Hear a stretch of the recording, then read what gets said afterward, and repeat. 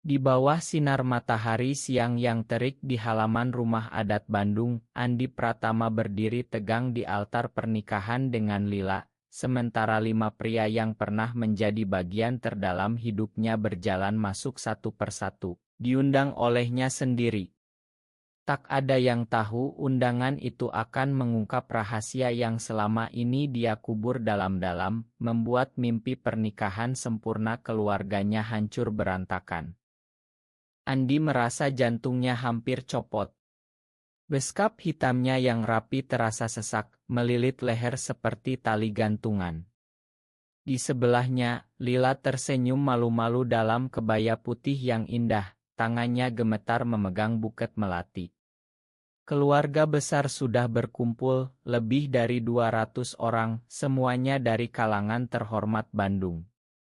Bapaknya, Pak Haji Pratama, duduk di kursi utama dengan wajah bangga, ibunya menyeka air mata haru.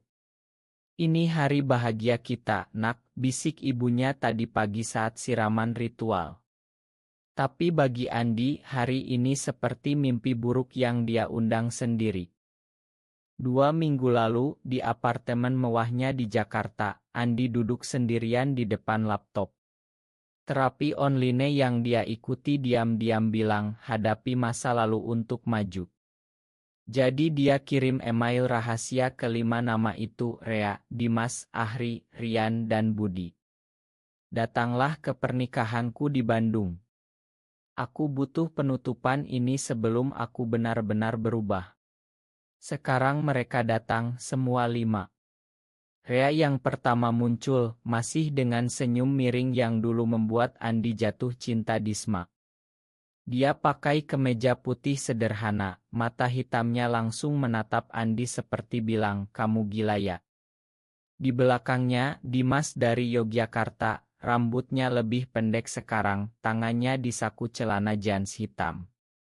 Kemudian Ahri, rekan kerja lama dari Surabaya yang dulu hampir membuat Andi keluar dari lemari. Rian dari Bali, kulitnya kecoklatan karena sering suring, dan terakhir Budi yang paling baru, yang meninggalkan Andi 6 bulan lalu karena kamu masih takut, Di. Gila menyentuh lengan Andi pelan. "Siapa mereka, Mas?" "Tamu dari kantor." Andi mengangguk kaku, tapi suaranya hampir hilang. "Iya, sayang, teman lama." Di dalam hati, dia berteriak. Teman lama. Mereka adalah segalanya. Rea adalah cinta pertama, di Bangkusma, saat mereka sembunyi-sembunyi di belakang perpustakaan, berpegangan tangan di bawah meja saat hujan deras. "Kita harus hati-hati, Andi. Keluarga kita orang Sunda Tulen, agama kita kuat," kata Rea dulu. Tapi Andi tak pernah bisa melupakan malam pertama mereka di kosan kecil, di mana dia merasa untuk pertama kali hidup sebagai dirinya sendiri. Sekarang Rea mendekat ke barisan tamu, duduk di kursi belakang, matanya tak lepas dari Andi. Dimas ikut duduk di sebelahnya, berbisik sesuatu. Andi bisa bayangkan apa yang mereka bicarakan. Dia masih sama, masih bohong pada dirinya sendiri. Pak Haji Pratama melirik curiga ke arah tamu-tamu baru itu. "Siapa anak-anak itu? Kok tidak pakai jas lengkap?" tanyanya pelan ke Ibu Andi. Ibu hanya tersenyum, "Teman Andi dari Jakarta, Pak. Biarkan saja." Andi merasa dunia berputar. Dia ingat masa kuliah di Yogyakarta bersama Dimas. Mereka bertemu di klub debat, lalu jatuh cinta di perjalanan ke Borobudur. "Aku takut, Dim, kalau orang tua tahu, mereka bakal bunuh aku," kata Andi saat itu. Dimas memeluknya erat. "Kita bisa lari bersama." Tapi Andi tak pernah berani. Dia pulang ke Bandung pura-pura jadi anak baik, kuliah bisnis, lalu pindah ke Jakarta bangun perusahaan properti. Dimas tetap di Yogya jadi guru, tapi luka itu masih ada, terlihat dari cara dia menatap sekarang. Pesta mulai ramai. Gamelan Sunda mengalun lembut, para tamu beroto di depan panggung pelaminan. Lila tertawa kecil saat sahabatnya memuji gaunnya. Andi mencoba tersenyum, tapi matanya terus mencari kelima pria itu. Ahri sekarang berdiri dekat meja makanan, mengambil es teh, tapi matanya penuh amarah. Dulu di Surabaya, saat proyek bersama, mereka hampir ketahuan di hotel. Kamu harus pilih Andi. Aku atau kebohonganmu, kata Ahri sebelum pergi. Sekarang dia di sini, seolah bilang, pilihanmu salah. Rian dan Budi duduk bersebelahan di barisan tengah. Rian dari liburan Bali 3 tahun lalu, di mana mereka menghabiskan malam di Pantai Sanur, bicara tentang mimpi bebas dari tekanan Jakarta. Di Bali, orang lebih terbuka. Andi. Kenapa kamu tidak tinggal, tanya Rian dulu. Tapi Andi pulang, takut. Budi yang terbaru, yang hampir membuat Andi keluar dari lemari. Mereka bertemu di Gym Jakarta, jatuh cinta cepat, tapi Budi pergi saat Andi tolak ajakan tinggal bersama. Kamu masih milik keluargamu, bukan milikku. Saat akad nikah hampir mulai, imam sudah siap. Pak Haji Pratama bangkit, tersenyum lebar. Mari kita mulai, nak Andi. Tapi Andi tak bergerak. Keringat mengalir di punggungnya. 5 pria itu sekarang berdiri, mendekat pelan ke barisan depan. Rea mengangguk kecil ke arah Andi, seolah memberi isyarat. Kamu bisa atau kamu hancur. Andi tahu ini baru awal. Rahasianya yang selama 32 tahun disembunyikan akan meledak hari ini, dan tak ada jalan kembali. Imam mulai membaca doa pembuka. Suaranya menggema di halaman rumah adat yang penuh bunga melati dan lampu hias. Andi berdiri di depan Lila, tapi pikirannya melayang ke masa lalu yang kini duduk hanya beberapa meter di belakangnya. Lila menatapnya dengan mata penuh harap, tangannya dingin dalam genggaman Andi. Mas, kamu baik-baik saja, bisiknya pelan. Andi mengangguk, tapi hatinya berontak. Bagaimana bisa baik-baik saja ketika seluruh masa lalunya datang untuk menagih hutang? Rea bangkit lebih dulu, mendekati meja keluarga dengan langkah pelan tapi tegas. Selamat siang, Pak Bu. Saya Rea, teman lama Andi dari SMA. Pak Haji Pratama mengernyit, oh, dari SMA. Duduklah, nak. Nikmati acara. Tapi Rea tak duduk. Dia menatap Andi langsung. Andi, aku datang karena undanganmu.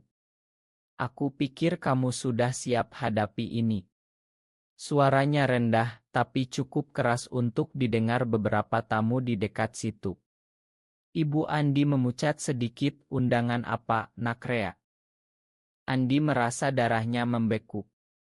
Lasbat datang seperti banjir. Di SMA, dia dan Rea sering bertemu di warung bakso dekat sekolah, berbicara sampai larut malam tentang mimpi mereka. Aku ingin jadi arsitek, Re. Tapi bapakku ingin aku ambil bisnis keluarga, kata Andi dulu. Rea selalu jawab, kamu bisa apa saja, asal jujur sama diri sendiri. Malam itu di kos Andi, pertama kali mereka berciuman, hati Andi penuh kebahagiaan dan ketakutan. Besoknya, ibu Andi menelepon, kamu jangan dekat-dekat anak laki-laki terlalu lama, nanti orang salah paham. Sejak itu, Andi mulai menjauh, pura-pura pacaran dengan gadis tetangga untuk menutupi. Rea terluka, tapi tetap diam sekarang, di altar ini, luka itu terbuka lagi. Dimas ikut mendekat, berdiri di samping Rea. Saya Dimas, dari Yogyakarta. Kami semua diundang Andi. Mungkin dia ingin kita jadi saksi bahagianya hari ini. Nada suaranya sinis. Lila mengerutkan kening, saksi. Tapi kita sudah punya saksi keluarga. Ahri sekarang bergabung, tangannya mengepal. Andi, kamu bilang di email ini untuk penutupan. Tapi lihat, kamu masih pakai topeng yang sama. Tamu mulai berbisik. Pak Haji Pratama bangkit, apa ini? Andi, jelaskan. Andi menarik napas dalam. Dia ingat malam di Yogyakarta dengan Dimas. Mereka naik Gunung Merapi saat libur, duduk di puncak sambil lihat bintang. Aku takut dosa, Dim agama bilang ini salah, kata Andi sambil menangis. Dimas peluk dia, cinta tidak salah, Andi. Yang salah adalah kita sembunyi. Tapi Andi pulang, putus hubungan lewat SMS, Dimas tak pernah makan sepenuhnya. Sekarang dia berdiri di sini, mata merah. Kamu undang kami supaya kamu bisa lihat betapa kamu sakiti kami semua, lalu nikah dengan perempuan dan pura-pura normal. Rian dan Budi mendekat pelan dari sisi lain. Rian tersenyum tipis, di Bali dulu, kita janji akan jujur suatu hari. Hari ini harinya ya, Andi. Budi diam saja, tapi matanya penuh air mata. Andi ingat setiap momen, liburan Bali dengan Rian di mana mereka berenang malam-malam, bicara tentang meninggalkan Indonesia ke negara yang lebih terbuka. Aku tak bisa, Rian. Ibu sakit kalau tahu. Dengan Budi di Jakarta, mereka hampir tinggal bersama, tapi Andi mundur saat ibunya atur jodoh dengan Lila. Keluarga adalah segalanya, Bud. Kini 5 pria itu berdiri membentuk setengah lingkaran di depan altar. Tamu mulai ribut. Beberapa sepupu Andi bangkit, ini apa-apaan? Siapa mereka? Imam berhenti membaca, bingung. Pak Haji Pratama wajahnya merah padam, Andi. Jawab Bapak sekarang juga. Andi merasa kakinya lemas.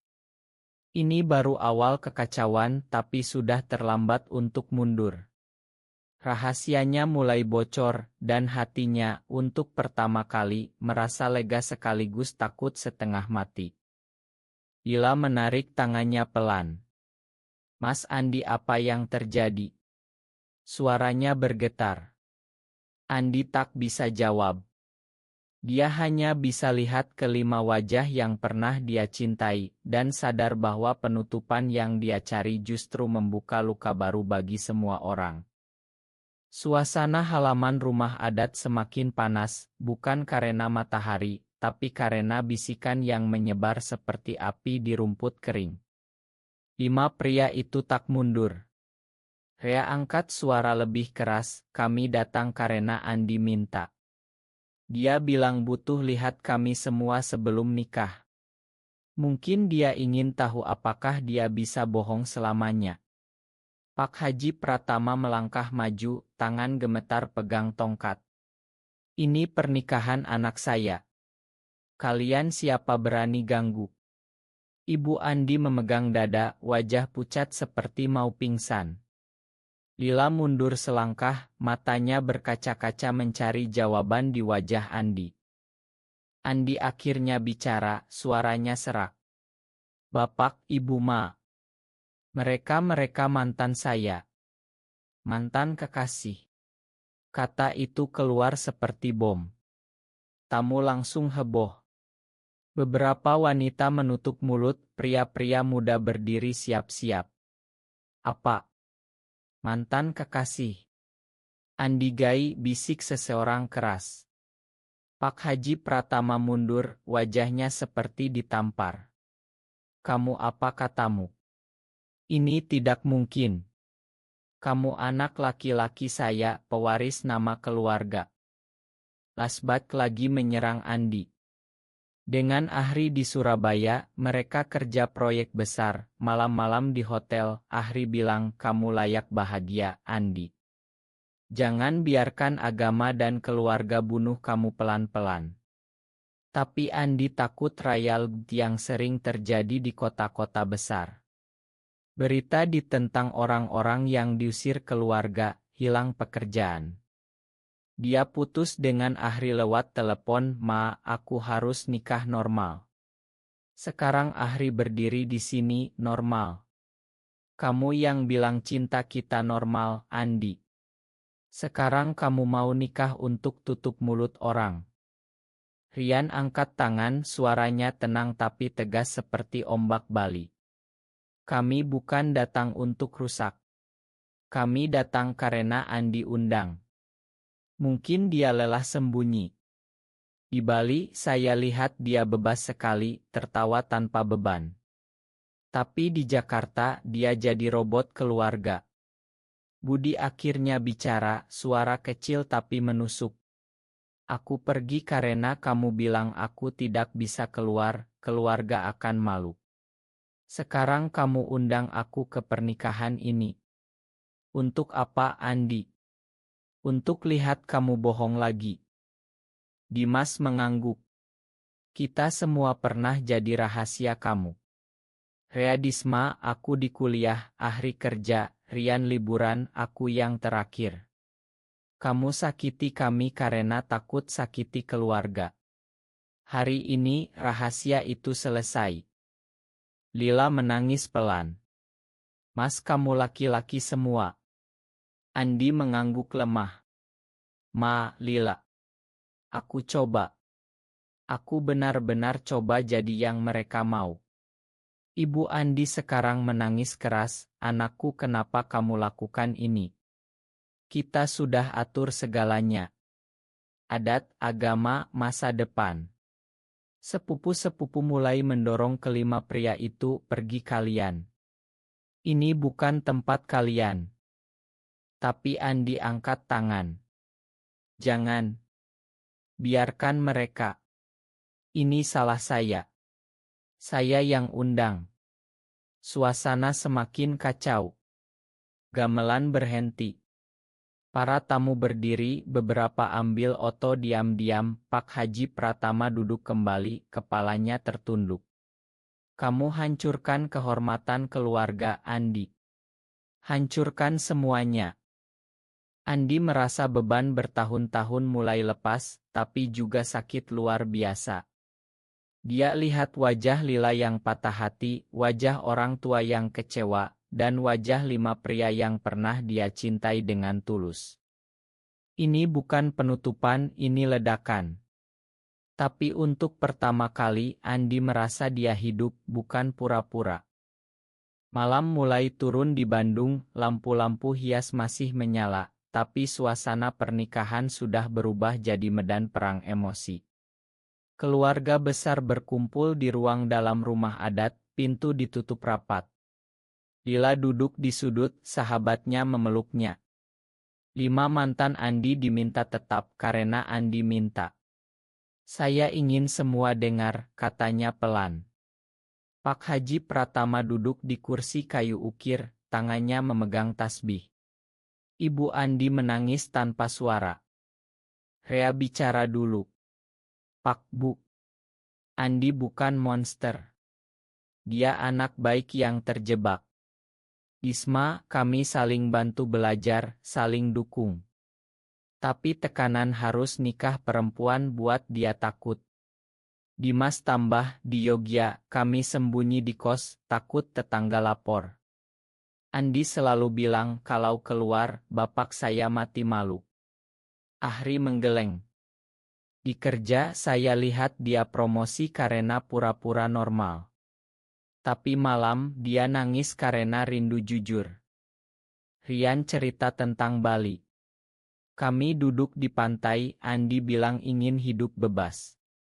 Tapi besoknya dia pulang karena ibunya telepon kapan nikah. Budi paling emosional. Saya yang terakhir. Saya tawarkan rumah kecil di Jakarta, hidup bersama. Dia tolak karena keluarga tak akan terima. Sekarang dia nikah lila untuk keluarga. Tapi lihat, dia undang kami.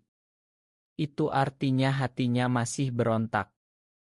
Andi duduk di lantai, kepala tertunduk. Dia cerita panjang lebar, suara bergetar. Saya lahir di keluarga ini, diajari adat Sunda, sholat 5 waktu, hormat orang tua. Gai. Itu kata yang tak boleh diucap. Saya coba doa lebih banyak, puasa, bahkan pacaran cewek. Tapi setiap malam, saya ingat wajah kalian, ingat bagaimana saya bahagia saat bersama kalian. Saya sakiti kalian karena takut sakiti bapak ibu. Sekarang saya lelah. Ibu Andi angkat wajah, mata merah. Nak, ibu tahu kamu beda sejak kecil. Tapi ibu harap kamu bisa sembuh. Nikah ini untuk sembuhmu. Pak Haji diam lama, lalu bicara keras. Kamu tahu konsekuensi. Tetangga, saudara, bisnis keluarga. Semua hancur. Kamu mau kami jadi bahan omongan di masjid? Lila berdiri, suara pelan tapi tegas. Mas Andi, saya sayang kamu sebagai teman. Tapi saya tak mau nikah dengan orang yang tak bahagia. Saya lepas kamu. Dia keluar ruangan, sahabatnya ikut. Andi menangis untuk pertama kali di depan semua orang. 5 mantan mendekat, bukan untuk marah lagi, tapi peluk bahu Andi satu persatu. Kamu berani hari ini, kata Rea. Itu langkah pertama. Malam itu, diskusi berlanjut sampai subuh. Keluarga berdebat, sepupu marah, tapi Ibu Andi pelan-pelan paham. Mungkin kita terlalu paksa. Andi merasa beban ringan meski dunia di luar masih gelap. Besok upacara resmi tak akan terjadi. Tapi hidup baru mulai. Pagi harinya berita sudah menyebar di grup keluarga Wa. Andi Pratama batal nikah karena dia suka pria. Tamu yang menginap mulai pulang pelan-pelan, wajah mereka campur aduk. Halaman rumah adat sepi, hanya ada keluarga inti dan 5 mantan. Andi berdiri di teras, lihat matahari terbit di Bukit Bandung. Lila sudah pulang semalam, pesan terakhirnya, semoga kamu bahagia dengan jalanmu sendiri. Pak Haji Pratama panggil Andi ke ruang tamu. Kamu sudah putuskan? Tak ada jalan kembali. Andi mengangguk. Saya tak bisa bohong lagi, Pak. Saya tetap anak Bapak, tapi saya harus hidup jujur. Bapak diam lama, lalu peluk Andi kaku. Bapak tak mengerti, tapi Bapak tak mau kehilangan anak. Ibu menangis peluk Andi lama. Ibu akan doakan yang terbaik, nak. 5 mantan duduk lingkaran di ruang tamu. Mereka bicara terbuka, bukan marah lagi, tapi healing. Rea cerita hidupnya sekarang sebagai guru, masih single. Aku makan kamu, Andi. Kamu ajar aku tentang keberanian. Dimas tersenyum. Kita bisa tetap teman. Ahri, Rian, Budi semua angguk. Kamu sudah berubah hari ini. Tapi puncaknya saat sepupu datang marah.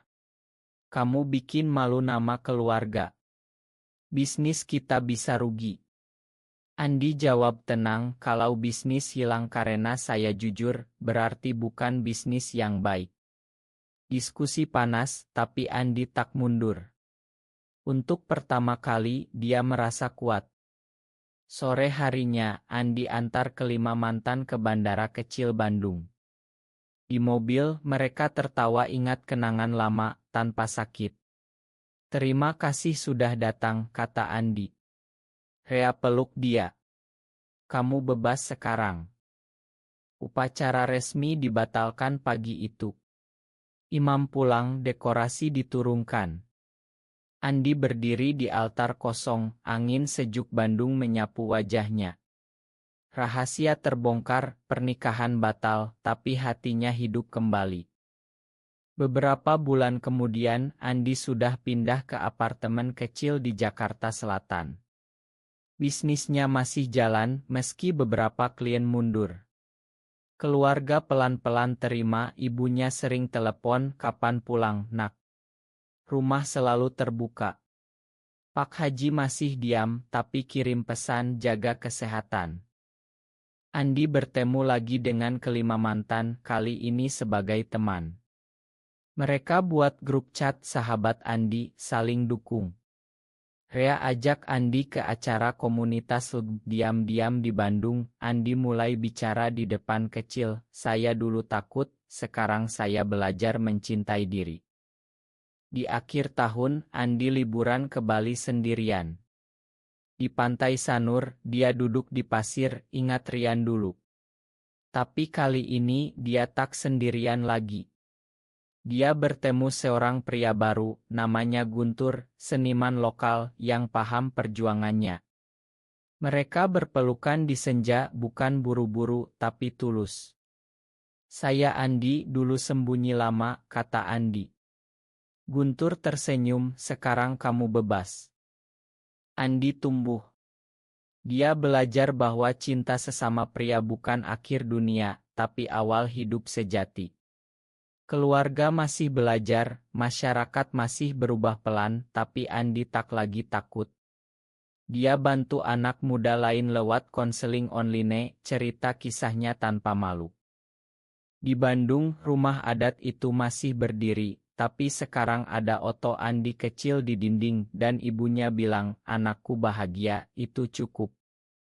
Apakah seseorang harus mengorbankan kebahagiaan pribadi demi kehormatan keluarga dan masyarakat di Indonesia? Benar atau salah?